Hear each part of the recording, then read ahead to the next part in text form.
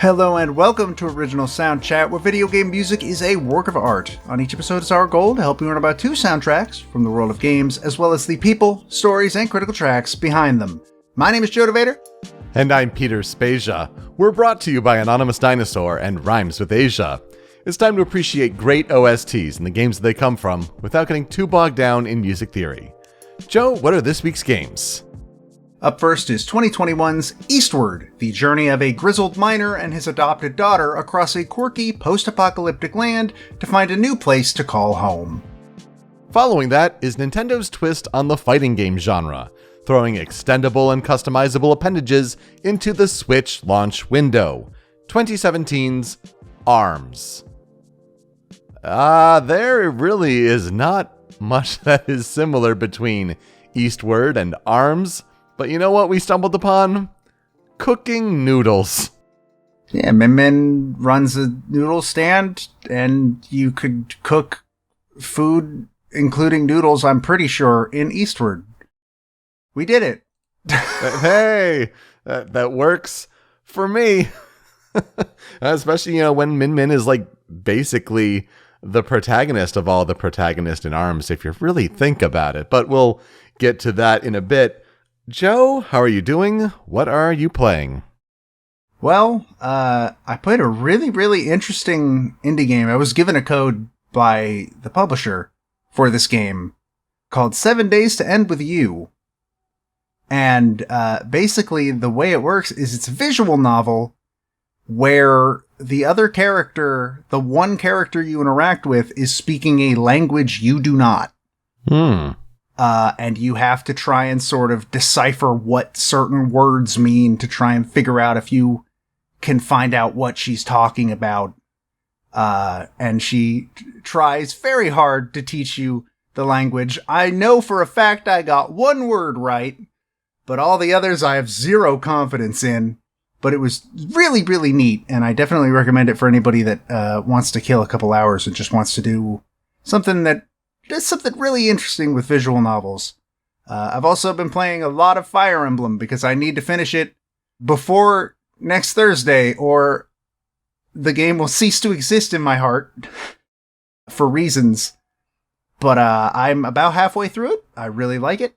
All of the support conversations are stupid and bad, but I like I like the game a lot, and also I am a big fan of Yunaka, much like the rest of the internet. Are you greeting with certain fruits? Yeah, hiya papaya, what you need, pumpkin seed. I don't remember any of the others she has said, but I love her so much. She's so good. And also she has the coolest crits in the game, which makes her even better. And outside of that, I've been a very productive member of society. Just kidding. I've been playing 6 hours of the Theatrhythm demo that came out last week. Awesome. So I'm very excited for Final Fantasy Theatrhythm. Be ready to hear a lot about that in the next couple weeks. I look forward to it. It sounds like it's going to have a whole bunch of content. The question is, how much do you want to pay for it? On my rental coming up soon is Mario Strikers Battle League. So, I'll give that game a shot for an hour, and maybe I'll be done with all the content in it. Who knows there. But also, I've been playing Persona 5 Strikers, as I mentioned last time. I'm about 10 hours through it, so I have finished the second jail in Sendai. And so we're moving on to Sapporo and seeing what happens there. It's kind of neat how they're doing the whole mirroring which party member feels tied into the trauma. Definitely mirroring the order of the palaces in the original Persona 5 with the order of who cares the most in Persona 5 Strikers. Overall, it's fun Musou action, and it's neat to see how much they're really caring to try to make it a Persona 5 sequel on the story front. Mm-hmm. But yeah, don't trust Zenkichi. We're not trusting Zenkichi, who I found out is voiced by the actor who plays Scott Ryder, the male protagonist in Mass Effect Andromeda. So when it's why does he sound a little bit like Nolan North? It's because it's kind of an kind of an off-brand Nolan North. But yeah, that's kind of stuck out to me. It's a good game. Having fun with it so far. I had a weird experience in Sapporo, and I also had it with a later area too. Part of Yakuza 5 takes place in Sapporo. Mm-hmm. So I got there, was like, wait, I've seen this before. Oh no. Like they recreate it pretty well. I already know this map. Interesting. The same thing I have whenever Dotonbori shows up in anything. Mm-hmm. I think it just goes to show, how well they kind of pay homage to the area and, make it just kind of shine, and especially for locals who live there in Japan. It's neat. I'm enjoying it so far. Let's talk about a couple headlines in the game industry before we get on to talking about our games. We've talked about plenty of composers on the show, and it's interesting to see their work come up in the video game industry. Big news story as of late when we're recording here is that the Grammys were last night as of time of recording in the United States. The big music awards show.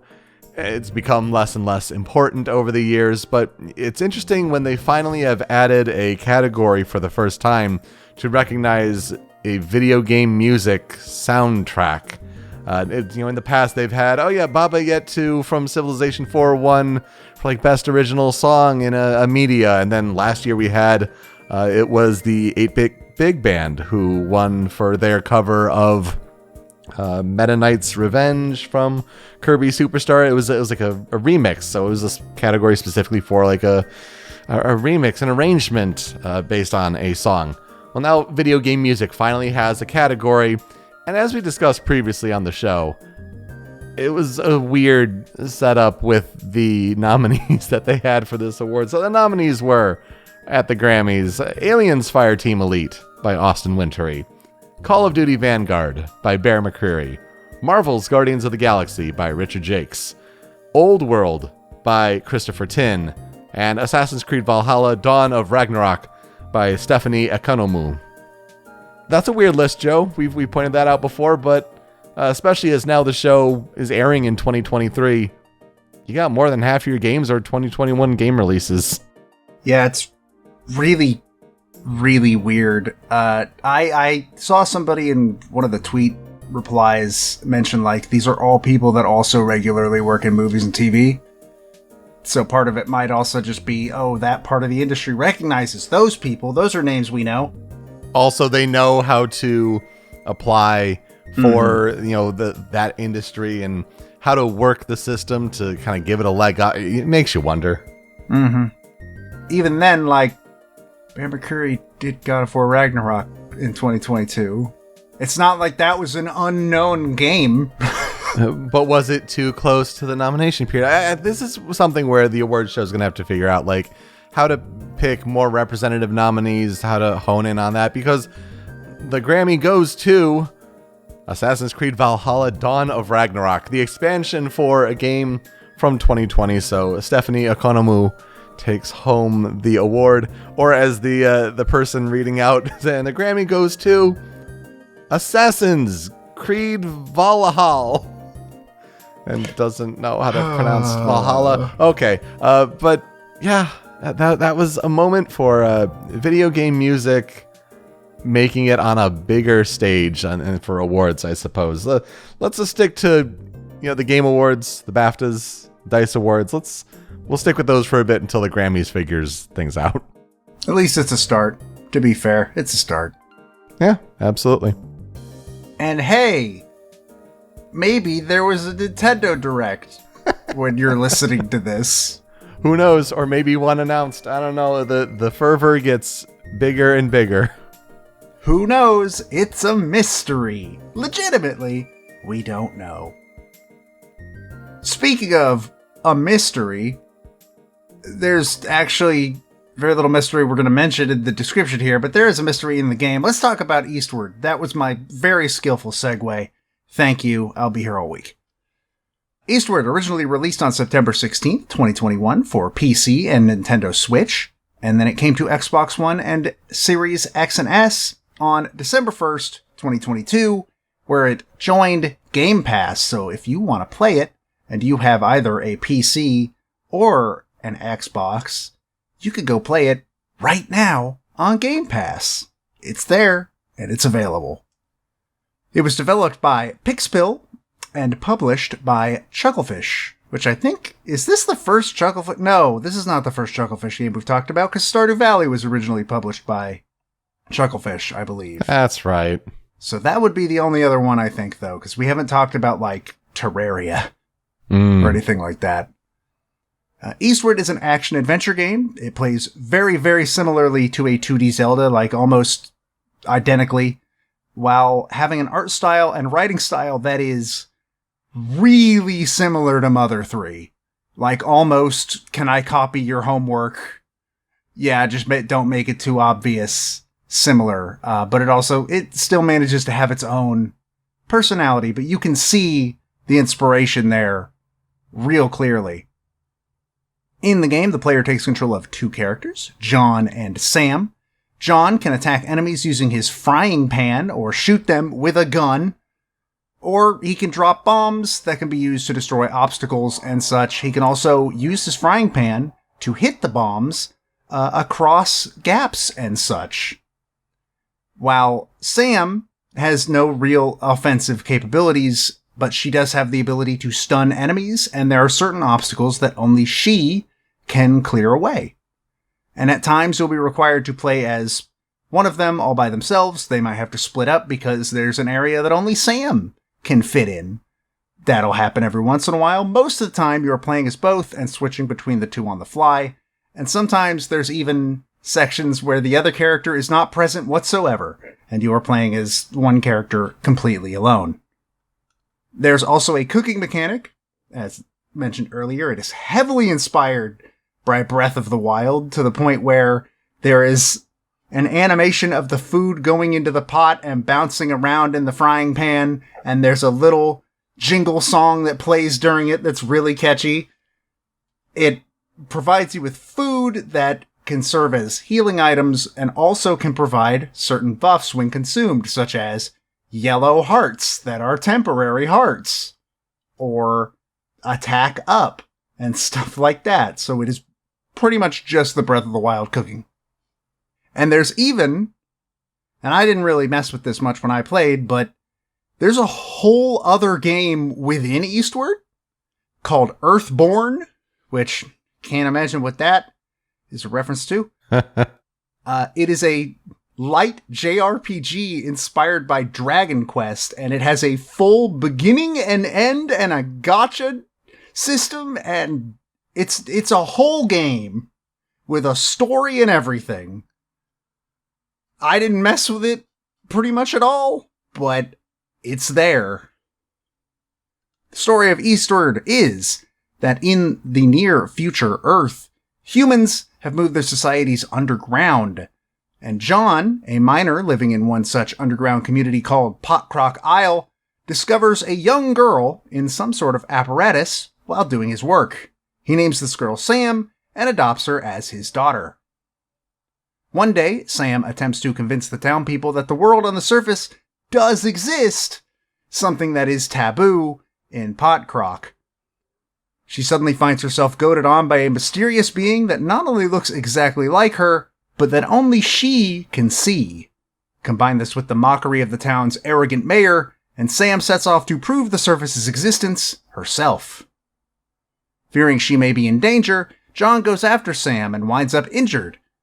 Both of them are then banished from Potcrock Isle and forced onto a train the townspeople refer to as Charon, as they are convinced it goes to the terrible world above, essentially hell.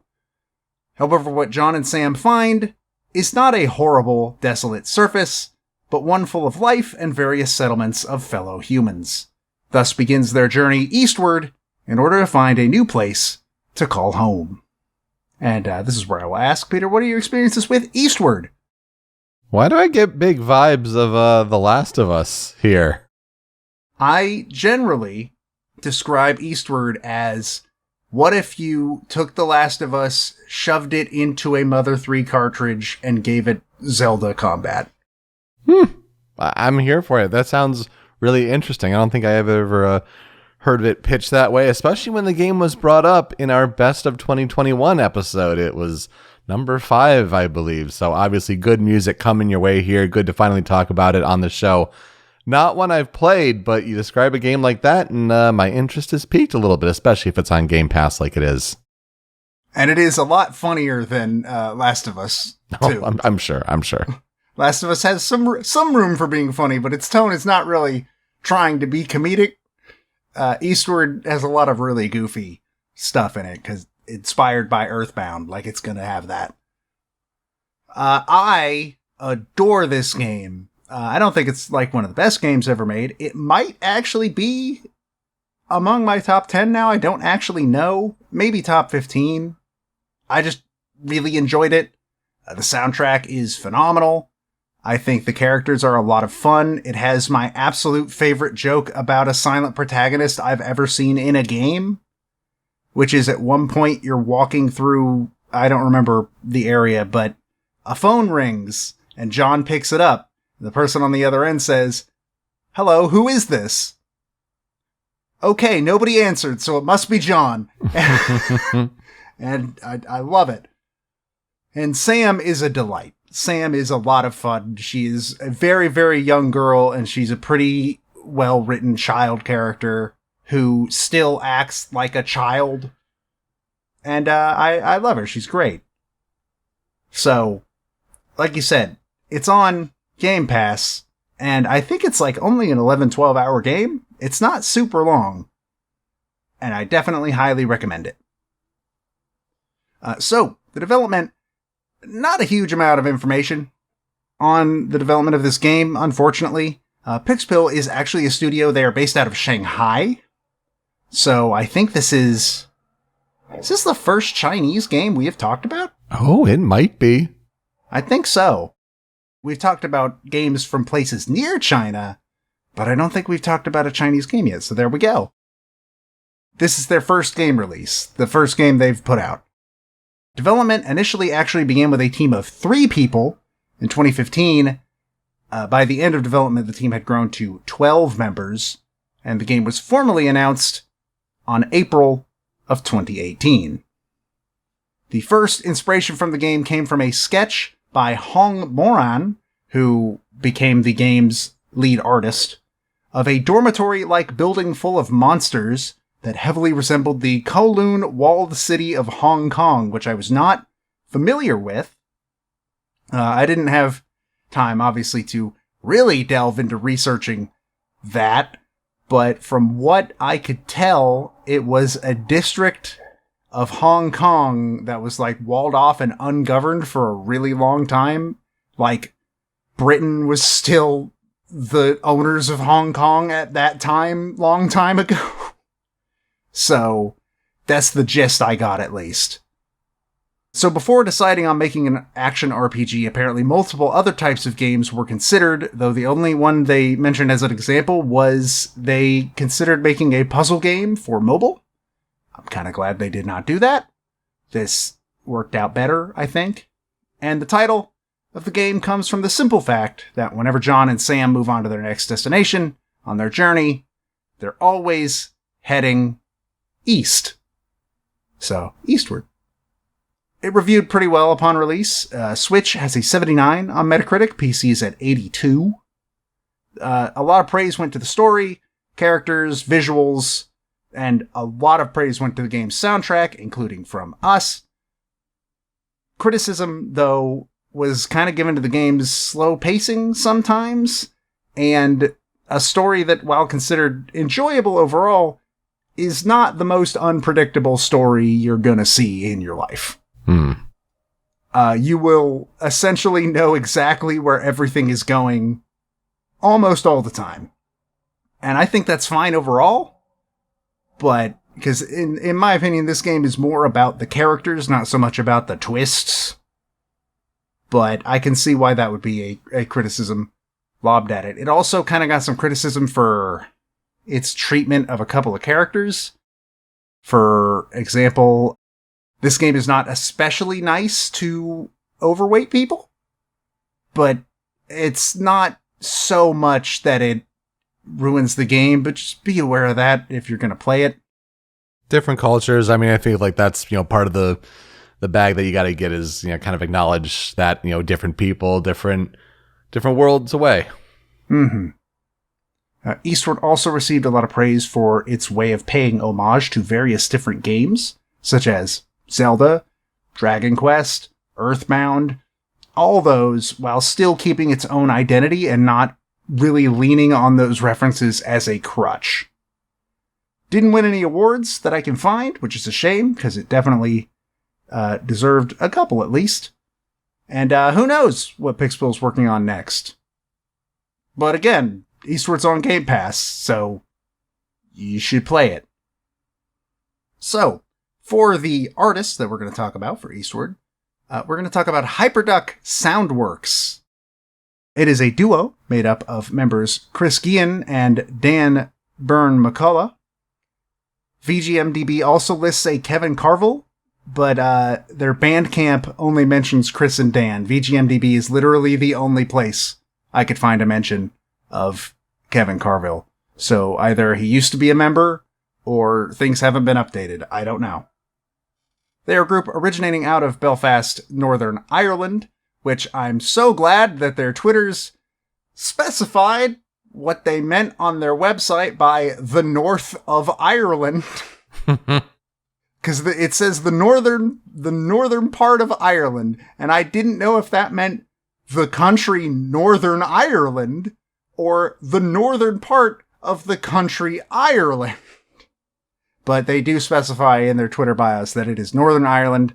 I'm very sorry. I'm a dumb American. We don't know things. You can find Chris on Twitter at HyperDuckChris, and Dan is at HyperDuckDan. You can also find their website at hyperduck.co.uk, though the blog hasn't been updated since March of 2020. I mean, nothing important happened on that month. Can't imagine why that would be the one. Though, when I was looking over their Twitters, Chris was tweeting about how he wants to do a revamp of the website, and recently too, so that's probably in the cards at some point in the future. And you can buy their stuff on Bandcamp at hyperduck.bandcamp.com, because while they only did the sound design for Eastward, they are also people who have done soundtracks for games. They've done sound design, and they have done soundtracks.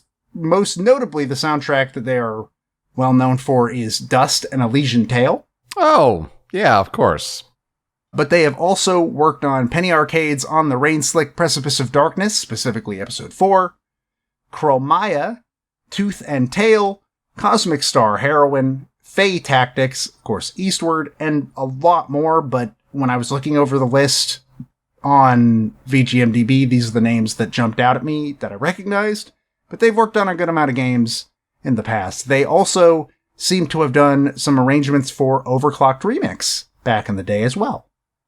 And they also have 3 original albums or EPs or singles called One Note Edit, Gumsto, Gumstdo, and Once Upon a Time, all 3 of which can be bought on their Bandcamp page. So, as I said, they only did the sound design for the game because the soundtrack was, of course, done by Joel Korlitz, who we talked about all the way back in episode 45 for his work on the unfinished Swan.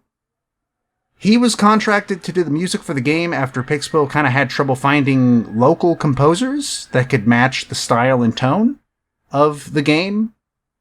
And then, obviously, sound design and audio work was contracted out to HyperDuck SoundWorks as, quote, although we fully understand the importance of the audio part of a game, the industry de facto makes it hard to hire a full-timer on an indie team to design music and sound, which sounds about right.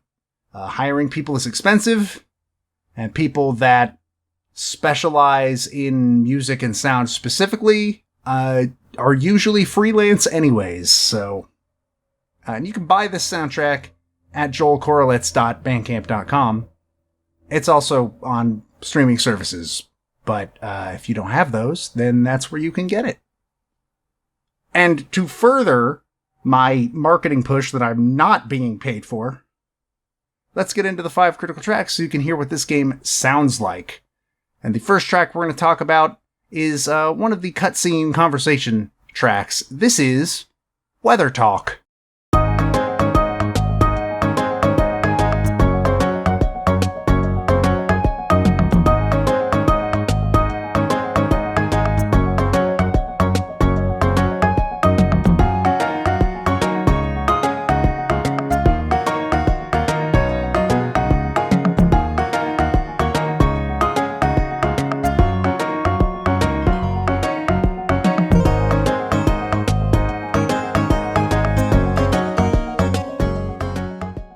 This is one of the songs that I most associate with Eastward when I think about it.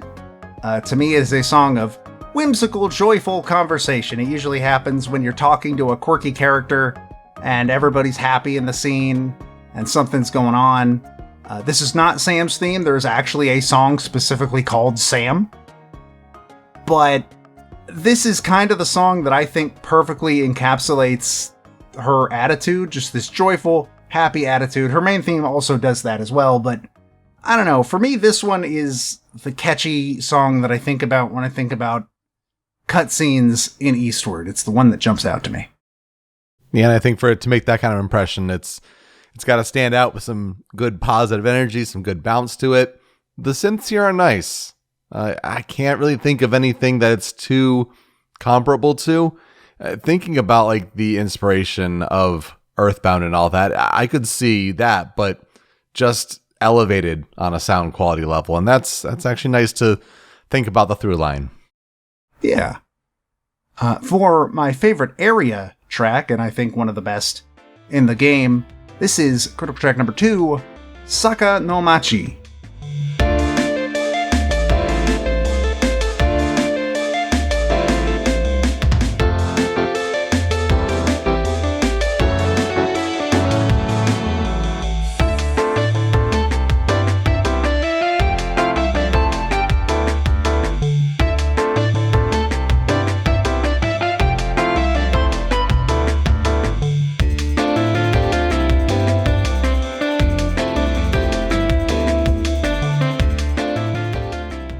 This is one of the songs you can hear in the area New Dam City. I believe you can hear it in the middle area, the lower area, the second area of the city. Both halves have their own song. And New Dam City is one of the most important locations in the entire game. A good chunk of the game takes place there. And I don't know, this song is just really, really catchy, and it's the song I think about when I think about that city. Definitely check out the panning that's going on here if you're listening with headphones. Give it another listen and kind of make sure like what's going on in each of the channels. It's kind of neat, especially near the end of the clip, to kind of hear how the piece is kind of working on multiple levels there. And I really appreciate that. Again, good to hear some instrument choices here that, yeah, we're definitely kind of in the synth, almost MIDI inspired here, but in a good way, right? Like, as we'll hear more and more later in the soundtrack, like there are definitely choices for instruments that are retro inspired, right? And so it's kind of nice to hear that balance. Yeah, again, like a more modern day designed sort of game and soundtrack, but with a lot of retro heart. And I think there is actually a song that really, really reflects the idea of sort of combining a retro feel with more modern instrumentation in a lot of ways. And that's actually critical track number 3, which is Tatari.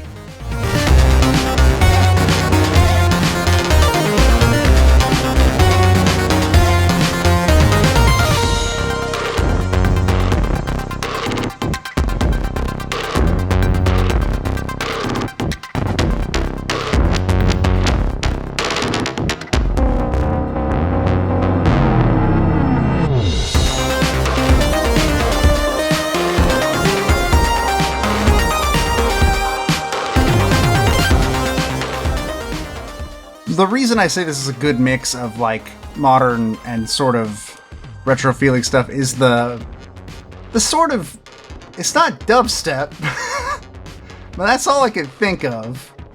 The like beat that goes on in the background, the dun dun dun dun dun dun dun dun, that feels very more modern to me than like the rest of the song, which is very much clearly inspired by a lot of chiptune stuff.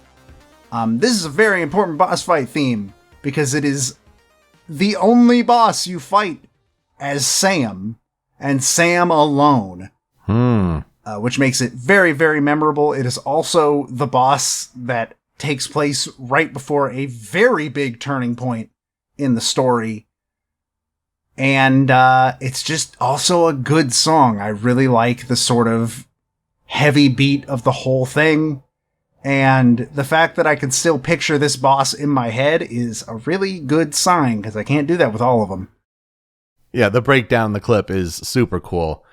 Yeah, I can see the kind of dubstep inspiration, but yeah, you're definitely playing with some, just how electronic sounds can work and be played with a little bit there, but then, yeah, kicking back in with the obvious chiptune inspiration is nice. The whole range, even just in 30 seconds, that like it goes through like 3 distinct sections of the piece, and it's really neat to hear the variety that happens there.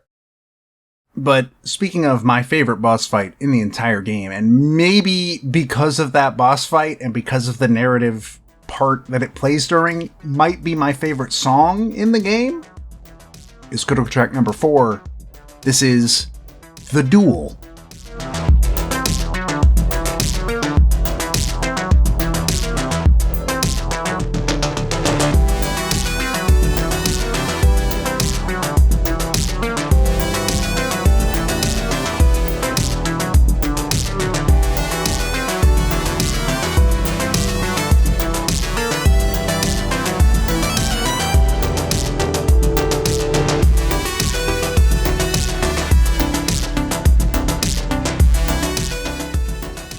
So this plays during the penultimate boss fight.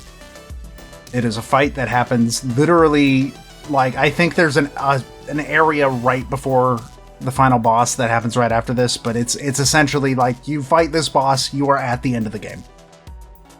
And it works completely different from just about every other boss fight in the game in a way that is just really, really cool, in my opinion. And I think the reason that I like this song so much, you cannot hear it in the clip because the clip gets into when the song really gets moving, and the fight has really sort of started. But at the very beginning, it's just some bum, bum, bum. And it's building up this tension the whole time because this is a fight with a character that you have known for a long while in the game at this point. I think this song does a really, really good job of sort of bringing across this fight kind of has this very powerful sense of clashing resolve. And both people are extremely determined to make sure that they are the one that walks away for very different reasons. And there's also a lot of misguided grief with your opponent in this song as well. And I think this song manages to like bring all of that across pretty well. And I don't know, something about just the tension and the feeling of this song really, really gets to me, and I absolutely adore it. Yeah, trying to pick a section for the clip was tricky because, right, it is a very slow build, deliberately so, of course, but yeah, definitely highlighting kind of more of the climax of the piece there with a lot going on. And it feels really synthwave inspired, which is really interesting. When you have a piece that's called The Duel, obviously you know you're going to have a big moment narratively, and that's always interesting to hear how it gets represented with what kind of stakes. Yeah, it's my favorite sequence in the entire game. I wish I could show more people it if it wasn't 12 hours into the game. The rest of the game before that is still very good, but that sequence alone, just when I think of Eastward, that is the sequence I think of. It's so good. But then you do fight the final boss. It is a 2-part final boss, and I want to highlight for critical check number 5, the second part of it. This is Heretic Fry Pan.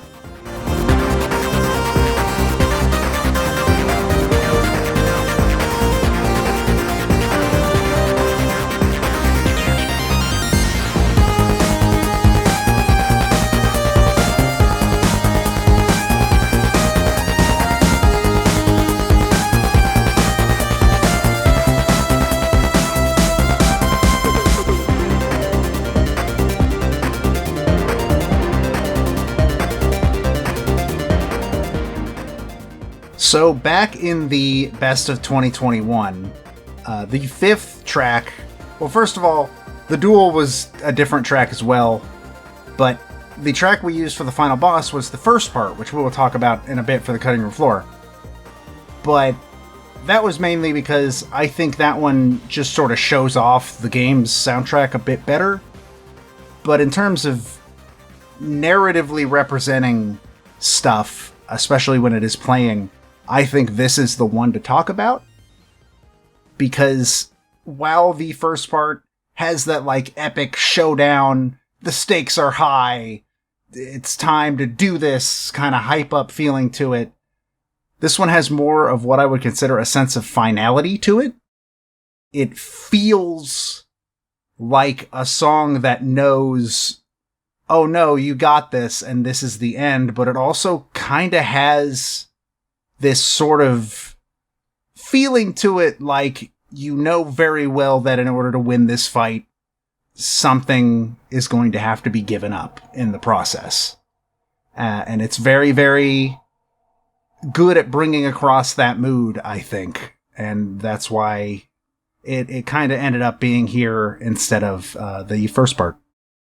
And we'll hear the final boss clip. Obviously, we can't not bring it up, right? But it's nice to hear the kind of continuation of that thought, and Joel Corlitz knowing what he's got to work with and really delivering on that front. That you're right. You have the finality, you have the stakes, you have everything going for you, and it's neat to hear the chiptune instrumentation working with everything here. That's just good stuff. I did not know this track existed, but I feel like that's a good substitution. Considering everything going on. So, for tracks of the cutting room floor, first one I have is actually one of the field songs, because I don't actually have any of those in the Critical 5, but this is one when you're out and about, where there are monsters and you're in a puzzle-solving area. It is called Strange Quest.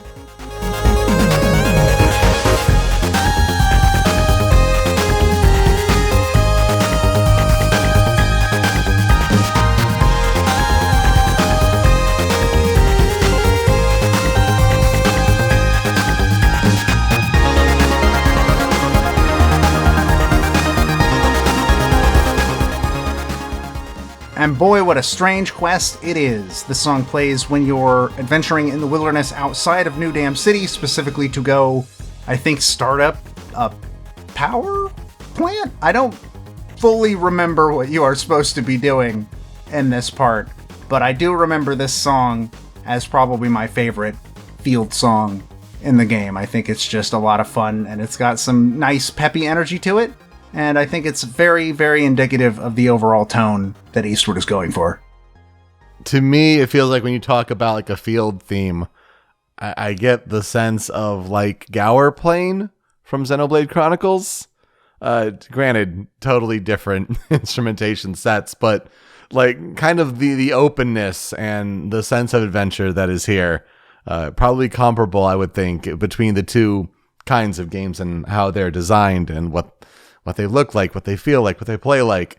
This is a really nice one. And again, a build to the climax here, but a lot going on in this piece. But this moment sure does sound nice. It sounds also more retro inspired than a lot of the other tracks even. Sure. Because I could hear this song being in like a SNES platformer or something like that. Or like a game that is trying to emulate a SNES platformer. Mm-hmm. And of course, second track on the cutting room floor, we've already mentioned it a couple of times. This is Final Boss.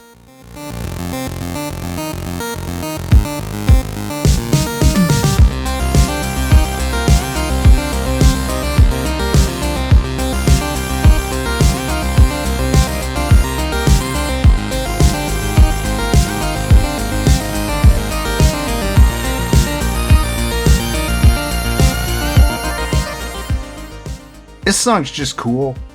It has, like I said earlier when we were talking about Heretic Fry Pan, it has this very good sense of stakes to it. It is just hype. It's a really hype song, I think. And it's rad. I don't know how else to put it. This song is really, really cool. And despite being kind of a simple piece, just does its job extremely well. Like we talked about on Best of 2021, like, are you kidding me? It like opens up and sounds like it's a Game Boy track. Like you're going right in there just with that one instrument line, and then building out from there. Too bad, the clip cuts off, only playing a shorter bit on the cutting room floor, but then it mellows out a little bit in the part following the clip. So, I mean, that's neat to hear. Just a good song to open up. And yeah, if it's a 2-phase fight, probably more representative, right, to put in the phase 2, but you got to give a shout out to this one for sure. Absolutely. This song rules. It's super good. So what will I never forget about Eastward? Sam. I like Sam a lot. Sam is a lot of fun. I will also probably always remember the character Isabel, and I guess by extension Alva. They're both a lot of fun. I like them both a lot. And John, for a character that literally never says a single word, or is even implied to have said a single word, he has a ton of personality for a dude that does not talk whatsoever. I think it's really, really neat. Personality is like a big part of this game, and I think it has it in spades. And genuinely, if you're looking for just a pretty tightly made action RPG with a pretty good story and some very fun characters, Eastward is absolutely where you should go. I recommend it with all my heart. It's fantastic. So, for our transition, we like to highlight a fan remix or fan cover. I was not sure I was going to find one for Eastward, but lo and behold, I did. And not only did I find one, I found a cover of Heretic Fry Pan, of all things, that sort of, quote-unquote, orchestrates it. It's still a lot of midis, you can hear it, but hey, this song works really well when put to an orchestra. Huh, that's interesting. I think it comes out really, really cool. It is by the YouTube channel Game Cover. Cover is spelled with a K, so think Mortal Kombat, but Game Cover. And I hope you enjoy. We'll be right back.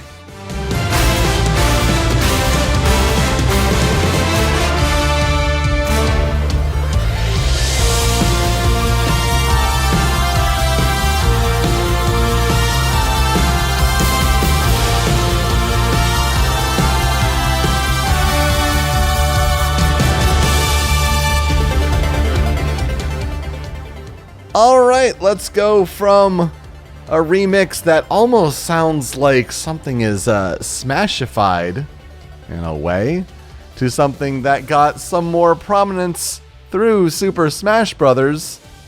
And it's the game where you get to use those Joy-Cons and send out your extendable arms. Let's talk about ARMS, the game that is difficult to do some Google SEO searching for, because you had to be like ARMS Switch, ARMS 2017, ARMS game. Otherwise, you're just getting pictures of limbs. Let's talk about ARMS. Hopefully still connected to people, I would hope. Well, yeah, that's true. Maybe safe search is on. I don't know.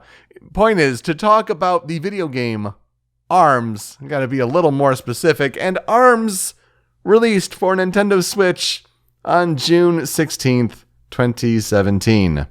The game is developed by Nintendo EPD, and it's published by Nintendo. ARMS is a third-person 3D fighting game, where the camera is placed behind the head of the character that the player is controlling. Now, as the player is able to move and dodge around an arena, basic fighting actions can be performed using extendable arms, such as punching, throwing, blocking, and dodging. Each arm can operate independently from the other, and you can customize your arm loadout using different attributes. Do you want to equip arms that punch slowly but pack a ton of force? Or do you want to equip faster arms for less damage and maybe they have an elemental attribute attached to them? It's up to you. Up to 4 players are able to play in a single match, either in a 3 or 4-way free-for-all or in a 2-on-2 mode in which teammates are tethered together. But the main gist of the game is the one-on-one showdown, the mind games involved. That's really the real crux of the game. There are other modes including Versus, Grand Prix, which is an arcade story mode. There are battle modes including volleyball, basketball, target breaking, and survival. And there's also online for, however good that works on Nintendo Switch. Ha, ha. Yeah. And there's also a minigame called Get Arms, where you get arms for your different fighters. It helps with the unlockables and the options. So there were 10 playable characters at launch, and then there were 5 that were added for free as downloadable content. The launch characters include Springman, Ribbon Girl, Ninjara, Master Mummy, Mechanica, Min, Helix, Twintel, Bite and Bark, and Kid Cobra. The DLC characters include Max Brass, Lola Pop, Misango, Springtron, and Dr. Coil. Kind of shows how much cultural impact ARMS had, at least on me, that I can picture how maybe 4 of these characters look. Yeah. Springman, Ribbon Girl, Ninjara, I know. Min and Helix, I obviously know. Helix, I know because he's my son. Mechanica's kind of Tronbon-like. A little bit, yeah. And then Lola Pop, I know because of the interview where the guy was like, this is how I learned that Americans are afraid of clowns. Yeah. And, Dr. Coil and Max Brass make sense, too. Like, they're kind of in the end game as, like, last antagonists and all that. So it makes sense that they're included as well. I have no idea what Misango looks like at all. Yeah, it does kind of show how ARMS' time kind of came and went, and sometimes certain announcements didn't pop as much as they should have. ARMS doesn't have too much story on its face, though I guess there are lore elements that are buried in photo captions in the game. Basically, you go through the Grand Prix mode, and you learn more about each character and their goal to be champion. You get to play with difficulties ranging from 1 being the easiest to 7 being the hardest. But these lore bits seem to be, quote, there's still a small dispute as to when the ability to extend a body part first appeared in the world. Some believe it's been around for 1,500 years, others 4,000 years. There is an official ARMS League, which keeps track of the population of people with this ability. According to the League, about 20% of the population possesses the ARMS ability, and a person's arms can transform to something closely related, either physically or emotionally, to the person. ARMS as a sport is only 120 years old. People were only able to safely compete once the special masks were invented. These masks prevent a person's arms from unraveling or involuntarily changing shape. That's horrifying. That was a risk, unraveling? I know, but when you consider like how springy and coily they are, I suppose. But now, thanks to the ARMS League, these masks are provided to people free of charge. Big question, can you become the ARMS Grand Prix Champion? And Joe, here's where I'll ask you, what are our experiences with ARMS? I have played ARMS for maybe a grand total of 20 minutes. The first time that our friends all gathered to sort of spend a week together, it was here in my city. And it was around the time that ARMS had released. So Matt had a copy of ARMS, and he asked if I wanted to try ARMS. And I did try ARMS. That word is starting to sound not real. It's fine. It's fine. It's not a game I think I would go out of my way to play. It's fine. I will have to play a good amount of it at some point in like 20 years when we get to it on Smasterpieces. Oh, that's right. Yeah. But outside of that, like I didn't take part in like the demos, the tests, any of that. That is the only time I have touched ARMS. Yeah, I tried it on one of those Global Test Punch demos, and that was all I needed to play. Like, that's it. Okay, good enough for me. I get the idea. It's a fun little idea. But I can see why it didn't take off. I mean, it took off for some people, right? Like, there's a population of people who bought the game. There's a population smaller still that still play the game. But yeah, not for me necessarily. It is certainly an interesting take on a fighting game. Nintendo's take on how to mix up a fighting game for sure.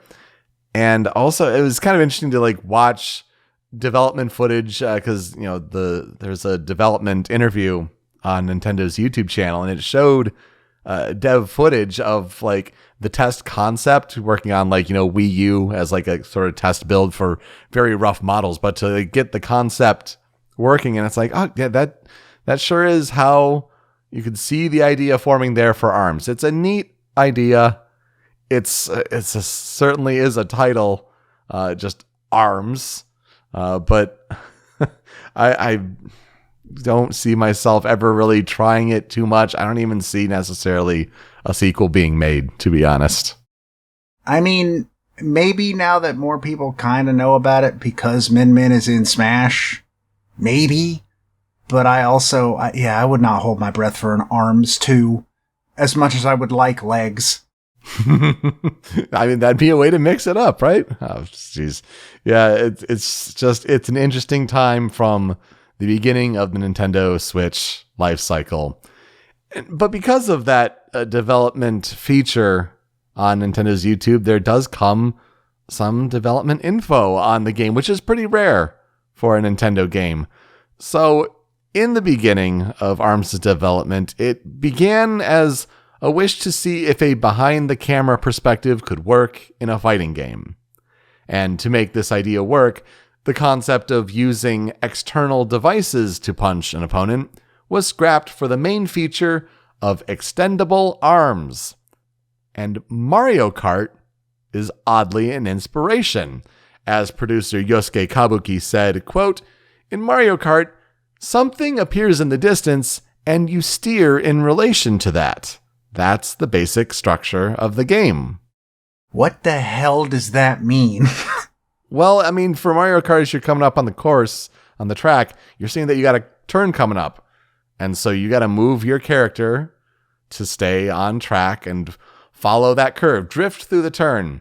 In ARMS, you've got your opponent in the distance. And so you got to throw your arms, your fists, and, you know, maybe you bend them a little bit to try to hit your opponent. It could be also a moving target. I can see the comparison there. Like, that's the core gameplay of what makes that work. I guess I can see that. Okay. I concede. What I didn't know, though, was initially ideas tried leveraging already existing Nintendo franchises and characters for ARMS. Like, there was the idea of featuring staple characters like Link and Mario. But the aesthetic of the game, especially with the concept of extendable arms, this clashed with these classic characters. Cowards. And it was eventually decided that a new cast of characters should be created. There was also the possibility of adding characters from Nintendo's other boxing property, Punch-Out! But the team was concerned about alienating fans of that franchise and potentially confusing new players. Yeah, I get that. That's probably for the best. On top of having characters fill gameplay balance needs, character designs started with the arms first, and then the team working backwards to decide what type of character would possess it. For example, the character of ya boy Helix started with the idea of, what if there's a fighter whose arms were DNA double helix strands? And it kind of goes backward from there to, I guess, a green blob boy. And thank God for that. I love that green blob boy. The art director Masaaki Ishikawa said that the game's art style was largely influenced by Dragon Ball and Akira. Producer Yabuki has also stated that, as opposed to one single protagonist, all of the characters are protagonists in ARMS. And you know what? I guess that works. But that's also kind of a way of dancing around like, no, who's the one though? Although Yabuki's favorite is Min Min. The game was announced at the Nintendo Switch presentation on January 12th, 2017, a famous video game press conference to be sure, and it was released worldwide on June 16th, 2017. There were content patches in a similar model to the Splatoon series that rolled out for free until major support stopped in December 2017. So that's a pretty short tail on that game. Yeah. If I remember correctly, they really wanted that to be esports, and it didn't. They sure did. And it kind of did in a way, but they really tried, especially rooftop parties for Nintendo Switch. The game reviewed fairly well, with an average of 77 on Metacritic. The game's creative concept, the control options, its competitive depth, and its addictive nature were points of praise. But the criticisms included a steep learning curve and a lack of content at launch, especially compared to other contemporary fighting games. A good comparison point, though, a reviewer said, quote, ARMS is to the fighting game what Splatoon is to the online shooter, or Mario Kart is to the driving game. And yeah, it's Nintendo's take on things. It does a good job of that. And it sold 2.66 million units as of December 2021, which sounds like a lot, but then you remember the Switch's large install base, and then you put it up against all other games that have been sold for Switch, and ARMS is currently the 40th best-selling game on the platform. So it sounds good, but has it really made waves? Not really. ARMS was nominated for Best Fighting Game or Fighting Game of the Year at the Game Awards and the DICE Awards. It lost both of these to Injustice 2. Just overall a stacked year in 2017 for video games. We all know this. And it certainly wasn't breaking ground on Nintendo Switch with Breath of the Wild and Super Mario Odyssey and things like that, much less the wider industry as a whole. So, yeah, ARMS, what's its legacy? Well, the game does apparently have a small but dedicated esports scene across multiple regions, but it's certainly not, showing up at any big Evo tournament or anything like that. Min Min did show up in Super Smash Bros. Ultimate as a DLC fighter on June 29th, 2020, releasing along with Spring Stadium as a stage and 18 music tracks from the game. Other ARMS inclusions in Super Smash Bros. Ultimate feature Springman appearing as a summonable assist trophy, and of course several characters who cameo as collectible spirits. But yes, ultimately the big question that always elicits groans and it's always amazing, and I think you already dropped it earlier, does ARMS have legs? We'll see if a sequel is ever made. The musician that we'll highlight this week, because the composers are already Nintendo composers that we've highlighted on previous episodes, but the musician this time around, let's talk about Eliana Silva. And Eliana Silva was born on May 14th, 1985 in Tokyo, Japan. She is blood type A. She was born to parents who are both musicians, a Brazilian father and a Japanese mother. And she decided to become a singer at 7 years old when on her website, when it's translated, it quotes out to be, she performed on Michael Jackson's live stage as a kid cast. So maybe when Michael Jackson was performing in Japan, she had an opportunity to be a kid on stage, and that helped spur her idea to become a singer, a performer. By the age of 14, she was the youngest winner of the Grand Prix of the Clarion Girl Scholarship, and she started singing in stage performance in plays at age 16, which she seemingly still continues to do today.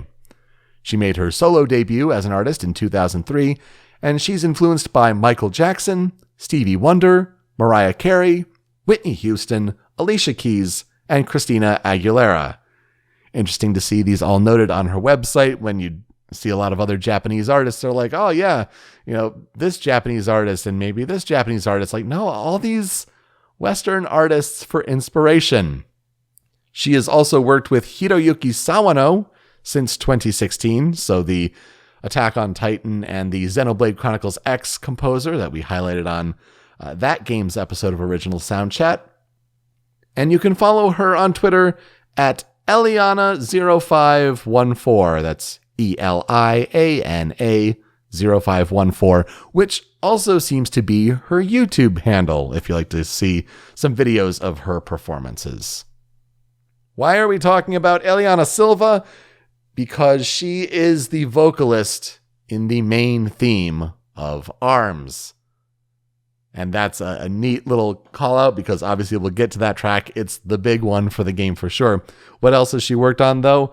She's done a couple of insert songs on the soundtracks for different anime like Kabaneri of the Iron Fortress, Recreators, and Attack on Titan. She also sung the theme song for NHK's Sunday Sports TV program, and she also sang the final presentation video for the 2020 Tokyo Olympic bid video. It's called Feel the Pulse. Her most recent mini album, Sincerely Yours, released in October 2021.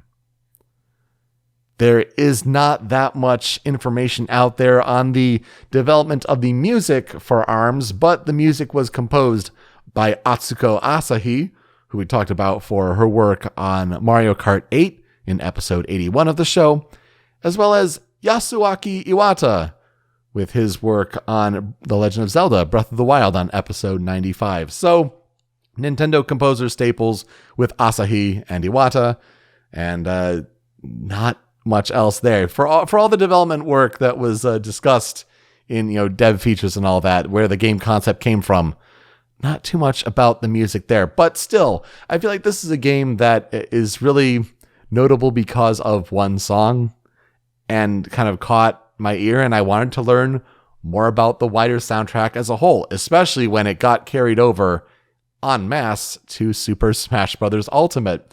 So let's talk about the 5 critical tracks for ARMS. And we have to start with the one, the only, ARMS Grand Prix.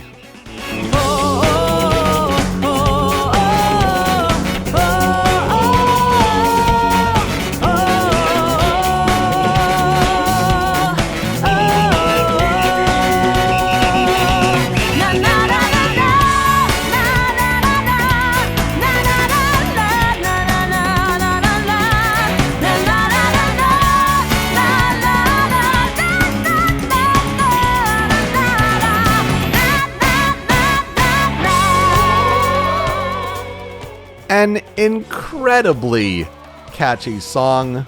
ARMS Grand Prix is the main theme of the game. It plays on the title screen, the main menu. It's the song for the game. Like, if there was one song to highlight, it's obviously this one. It represented a franchise, that one game. If you represent the franchise as a whole, it's this one song. And they put a lot into this one, and it shows. Because then this leitmotif, the melodies that carry throughout this song get brought over into some of the other character themes, whether it's the oh that are kind of at the beginning, or even the oh da da da da, like getting that transposed onto different instruments beyond just Eliana Silva's fantastic vocals. It's certainly is the melodic framework for the franchise for this game. And man, what a piece to not only start out with, but open up your game and like, here it is. This is Arms. Yeah. I have a weird take about this song, being that I think this might be the best theme for any game Nintendo's ever put out. Yeah. That is a high bar, I'm aware, but like, wow, this song is good. Just how the opening starts and builds with the low vocals and then the brass kicking in, and it sounds so amazing. Again, Eliana Silva just killing it on the vocals with so much soul behind it, and just how it just builds and builds and then kind of gets back in the loop. I mean, wow, so good. Yeah, it's really hype, extremely hype. And yeah, this is basically the only song that I already knew from Arms because, you know, this is, like you said, this is the song. This is the song that Arms is known for. And it's for good reason. It's a damn good song. At this point, everything else is just sugar on top. So let's get to number 2 on the Critical 5 for Arms. And this one represents Min Min because she's the character if you're going to pick one. So her track is called Ramen Bowl.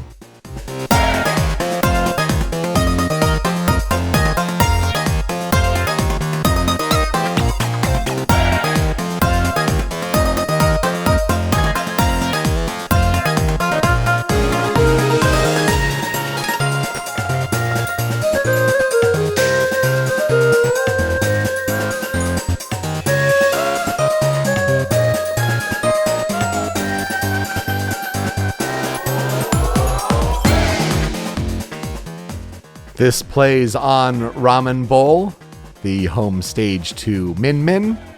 The stage is circular, with the ramen bowl being a depression into the ground in the center. It is surrounded by a ring of flat ground, and the stage itself resembles a Chinese bowl. Min Min is a member of ramen royalty, and she hails from the famed Nintendo Noodle House. I didn't know that part. I didn't either. See what they did there. Obviously, not only is Min Min the favorite of the developers, but obviously when she was the one picked by Masahiro Sakurai to represent the franchise in Super Smash Bros. Ultimate, if there's one character to highlight, she is the one. I know the game likes to say like, oh, Springman's the Mario. He's the default. He's good at everything. We put him on the cover and he's the dude. But let's be honest, he's pretty generic. I think if there's one character to highlight, it's Min Min. And it's interesting to hear this reflected in her theme with certainly Chinese musical instrument inspiration.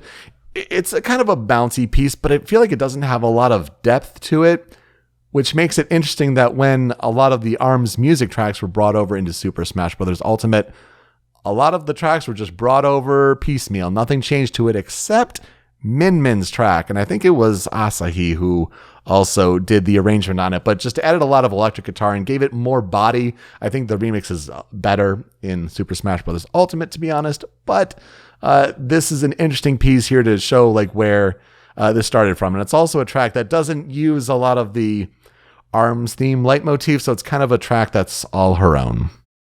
Yeah, I would agree that there's not a ton there, but like, I don't know, what's there is still good. I think it's got a good energy to it. All I know about Min Min is from Smash, where apparently she is hated a lot. Well, she can edgeguard very, very well. Apparently online, Min Min is a nightmare to fight against, and I could see that. But, yeah, I mean, the instrumentation is about what I would expect. I did not know that her Ramasea was called Nintendo. I don't know if she gets points or loses points for that.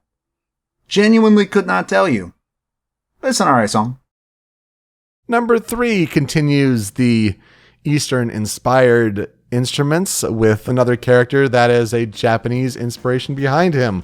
For Ninjara, this track here is Ninja College.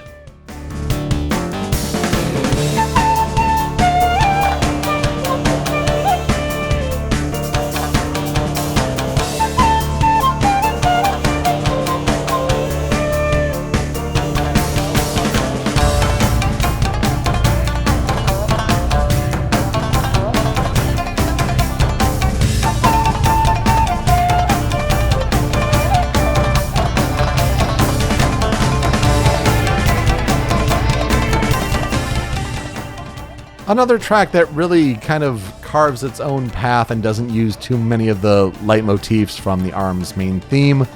Ninja College represents the home stage for Ninjara, a ninja that has metal chains for arms, and Ninja College is set on a staircase leading to Ninjara's school, Rasen Ninjutsu University. And so, if it sounds like this could have just been pulled straight out of the Naruto anime, oh, it sure does, doesn't it? Using a lot of those Japanese instruments of what may represent the ninja. Overall, the flute work here is impeccable. It's so good. And neat to kind of have a little synthy layer underneath it all to kind of be almost like, yeah, we're in a video game. What of it? Is this the stage that's the stairs? Yeah. That's the only stage I've played on. Okay. That stage isn't very good. I don't like the verticality of it. It's weird. Again, this is about the instrumentation I expect from a ninja college. I didn't know it was called that, but here we are. I kind of like this better than I like Min Min's stage theme, though this feels a lot more like intense in a way while also not being intense. Yeah, it's got the kind of gritty jin kind of rhythm behind it, but the flute really opens it up and lightens the mood for sure. Yeah, it's a very interesting take. I don't know. Certainly sounds ninja, I guess. But let's get something completely different here on the Critical 5 for ARMS. Number 4 here, this is Buster Beach.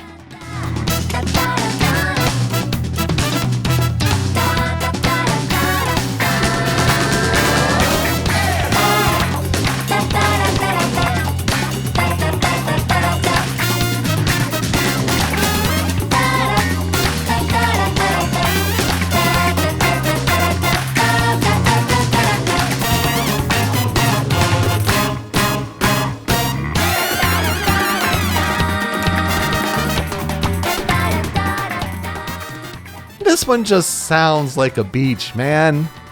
It's so fun. It's so peppy. You get the ba-ba-da-ba-da, like the little vocal affectations there. A neat little key change thrown in there. That's pretty neat.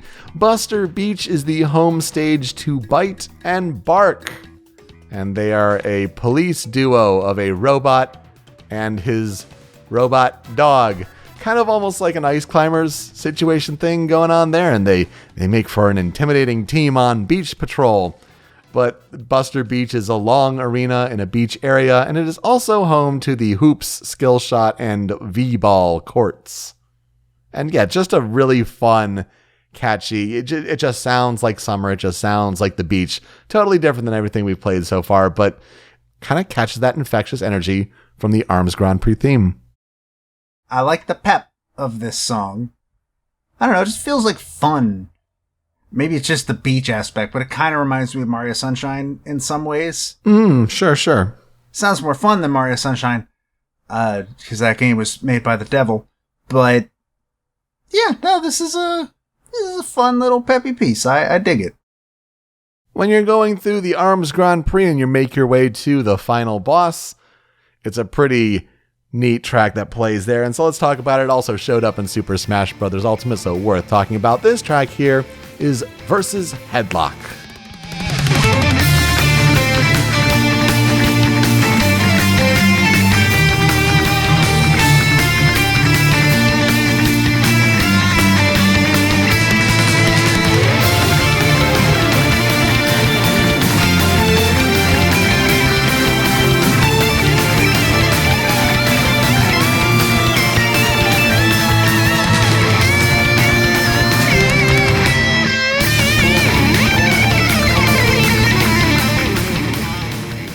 So, Versus Headlock plays in the first phase of the final boss fight in Grand Prix mode, assuming that you are playing on a difficulty higher than 4, so 5, 6, or 7.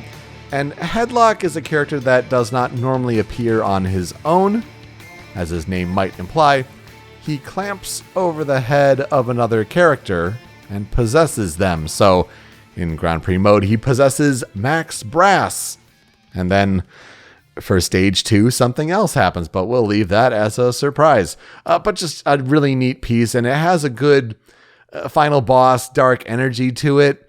Neat electric guitar work going on here, especially like the kind of speed metal that's going on with it.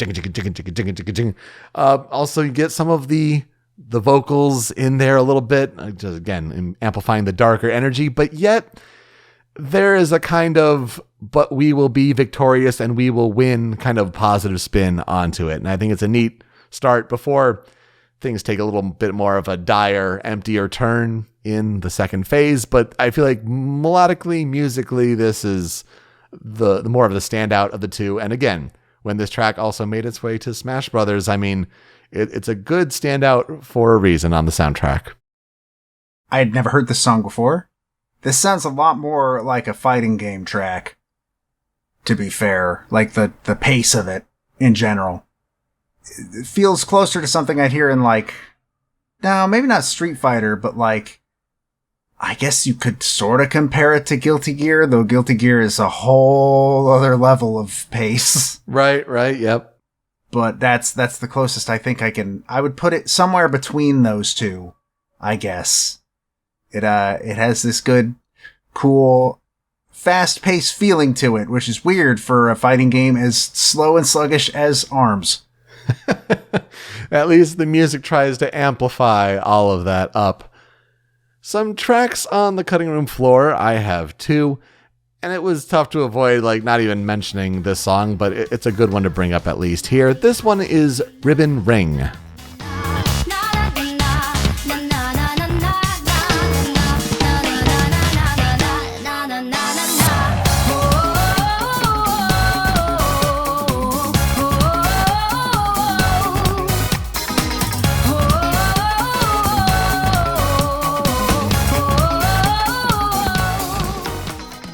So here's the funny thing about this song with Ribbon Girl, and it's her theme, Ribbon Ring, the home stage to her. She's a singing pop star with next level jumping skills.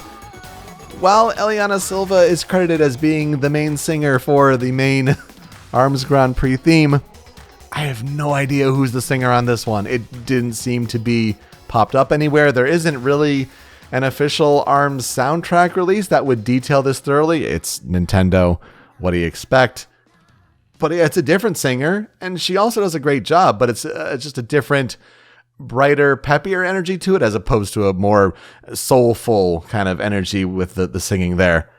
But yeah, this is a neat one. Kind of carries a similar melodic line. This is where you kind of hear oh, I see how they're kind of borrowing the but just doing a little twist on it, on the main leitmotif there. A peppy, fun song for Ribbon Ring, and it's a stage that seems to take place in a club or on a concert stage, with the main gimmick being the rising blocks in the middle of the stage. So just, a poppier, peppier, more fun version of the big, grand, but also infectious energy of the main theme. It's a slight different take on it for Ribbon Girl. I dig this song a lot. I really, really like this song. It's supposed to be Ribbon Girl that's singing the Grand Prix theme, I believe. Canonically, I think. Oh. And this kind of proves that. I wonder if it is Silva then. I mean, Silva only talks about singing the main theme for ARMS. So, I mean, it does sound like a different vocalist, but just a different flavor to it, maybe at least.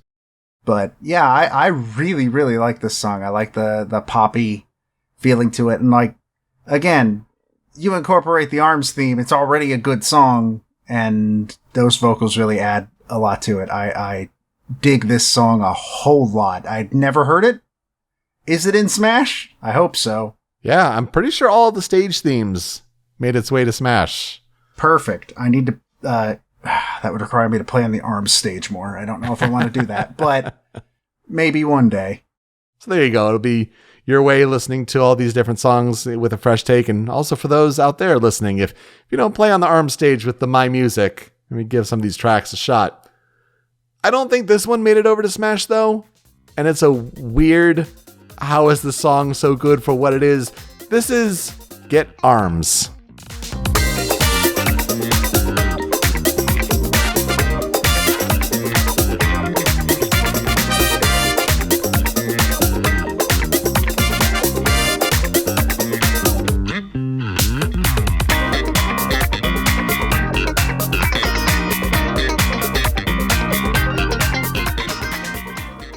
So yeah, this song is amazing. I mean, put it on the cutting room floor here because it's the theme for the Get Arms mode, the mini game where you get new arms for your fighters. But there is no reason for the song to be as good or as cool as it is. The bass just absolutely slapping on this. You get kind of the synth in there that kind of bounces around, gives it some high frequency energy. The brass, of course, coming in for a nice solid line, but the bass stealing the show here. And how does this song sound good for really just a throwaway mode to help flesh out the collectibles? Holy wow. Is it a gacha mode? I still don't fully understand how this works. I think so. It wasn't described too clearly, but it might be a gacha kind of thing, yeah. Because I don't know, the song gives off a real gacha vibe. I don't know what that means. I just know I'm right. It wants you to stick around and spend more and spend more and spend more. Exactly. So what will I never forget about ARMS? That legs joke, man. It always works. It's so good. No. Yeah, the way that this was brought out as a new Nintendo IP at the start of the Nintendo Switch, and especially with all the Joy-Cons and, say what you will about drift and all that, but it just really has not caught on seemingly for there to be a future for this game, which is a shame. There's some clever character design here, and you like it when Nintendo takes a chance on things like that. Obviously, when Min Min gets elevated to Smash Brothers fighter status, that's a coup, that's a win. That kind of shows the longevity, at least, remembered in history as a Nintendo franchise, but not a game that I would ever see myself buying or playing or really trying extensively in any real way. Yeah, I'll have to play it for Smasher Pieces, but I don't see myself playing it before that. Just an incredible main theme, though, and like you said, it's a top one all time for Nintendo. They really did great work, so kudos to Asahi and Iwata, because wow, great work. And yeah, that'll do it. Again, cooking noodles seems to be a very, very loose thread between Eastward and ARMS, but I think it works, and for different reasons, these soundtracks really shine, and it was so great to finally cover them on Original Soundchat. So that will do it for us this week on the show. You can find me on Twitter at PeteSpeakEasy. Joe is over at StringPixel. The video version of the show is on the Rhymes with Asia YouTube channel, but it's that MP3 podcast that you want, and that's hosted by Anonymous Dinosaur at addondino.squarespace.com. That's where Joe's other podcast, Smasher Pieces, is hosted, and you can find Smasher Pieces and Original Soundchat wherever you get your podcasts, with catchers all around the globe from Apple Podcasts to Google Podcasts, even on Spotify, where we have a feed of episodes, but we also have a playlist where if we talk about a video game music track on this show and it's on Spotify, it gets added to this big, huge monster playlist. What's being added this week, Joe? Well, Eastward is on Spotify. Some of our tracks, most of the tracks are already on the playlist, but I believe The Duel, Heretic Fry Pan, and Strange Journey, those will be the new additions. ARMS, it's not. It's the first-party Nintendo game. One of these days, we're going to get to a first-party Nintendo game, and they will have put it on there in the year 2029. But until then... Yeah, or one of these days they'll backpedal and add their whole backlog, and we'll have so much to add to that playlist. Oh my goodness. All right, well, when you're done listening, you can find the show on social media at Soundchat OST. You can leave some feedback for us, how we're doing with these episodes. Also, tell us what we missed and give us some games to cover on the future episodes of this show. Speaking of which, Joe, who are we talking about next week? I'm going to be talking about Ryoe Takagi. And I will be talking about health. Oh yes. Should be a good episode next week. Looking forward to it. To play us out, let's highlight a fan cover, a fan remix, whether it's on YouTube, OC Remix, wherever. It's good to bring back some Bran Flakes. Yes, some 8-bit covers from Bran Flakes, although I guess he goes by Bran now on YouTube. And Bran Flakes does the 8-bit kind of NES sound chip covers that sound like the VRC6 sound chip. So basically, the Shovel Knight inspired, sound that you got from later NES games. But Bran did a cover of Arms Grand Prix, and it sounds so good in 8-bit, especially how he tries to emulate the vocal part of Eliana Silva. And wow, Bran's work is always top tier. So good. Please enjoy that. Thank you so much for listening this week on Original Soundchat. We'll see you next time. Take care.